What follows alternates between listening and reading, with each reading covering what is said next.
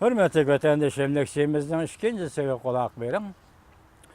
Cungo bilikçi kemilleri zor kölemde Sinkako arlı etrafıda peyda bulup vaziyetini ciddileştirip etti.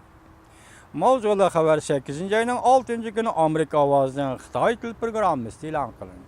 Haber mındak başlandı.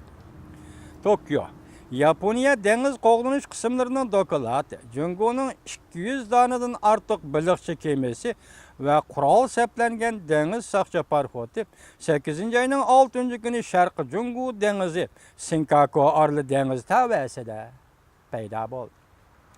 Cungo bilikçi kemillerinin zor kölemde deniz yüzüge toplanışı vaziyetinin gayrı bir devrige kirip gelişi Yaponiya'nın hoşyarlığını kozguldu.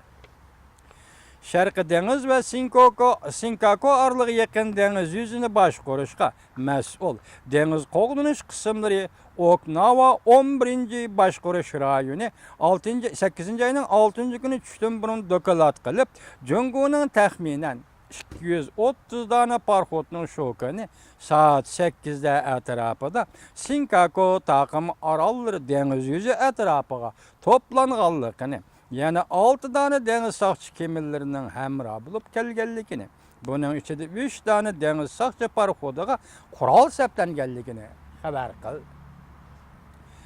Yaponiyanın deniz qoğlanış kısımları Cungo'nun 35-102 numaralık 15-115 numaralık sakçı kısımlar parxotunun resimlerini tarqattı.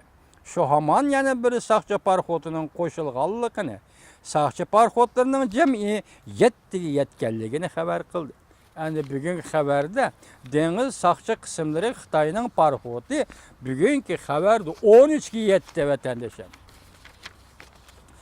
Yaponiya Tashqi ishlar Ministrligi haftaning 6. günü Cungo'nun Yaponiya turistlik baş elchisiga telefon berib, qattiq norozilik bildirdi ve Cungo parxotlarining bu tabadan derhal chiqib ketishini talab qildi. Yaponiya Tashqi ishlar Ministrligidan Jinshan mundaq ko'rsatdi. Cungo'ning o'z oldiga yakka harakat qilishi bu yerda jiddiy vaziyat paydo qildi. Yaponiya mutlaq qabul qilmaydi. Bundan bir gün burun Yaponiya Tashqi ishlar Ministrligining yana bir nafar amaldori Shanshan Cungo'ning bosh elchisi Qin Yong Huaga mundaq degan edi. Cungo taraf Sinkako deniz tavalliga tajovuz qilib faoliyat olib bordi. Bu Yaponiyaning egilik huquqiga tajovuz qilganlik. Yaponiya chidab tura olmaydi.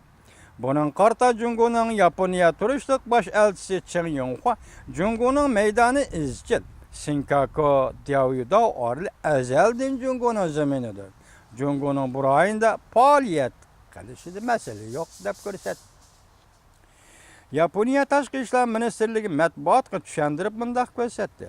Cungo bilikçi kemillerinin ve deniz sakçı parxotlarining birlikte Yaponiya deniz tavalligiga yetib kelişi bu tunji qatam bo'lgan ish. Cungo deniz sakçı parxotlarining bu yerda qonun ijro qilayotgan Yaponiya deniz qo'g'dash parxotlarining charlash elib berishiga qarshi harakat qilishi Yaponiyaning egilik huquqiga tajovuz qilganlikdan iborat deb ko'rsatdi.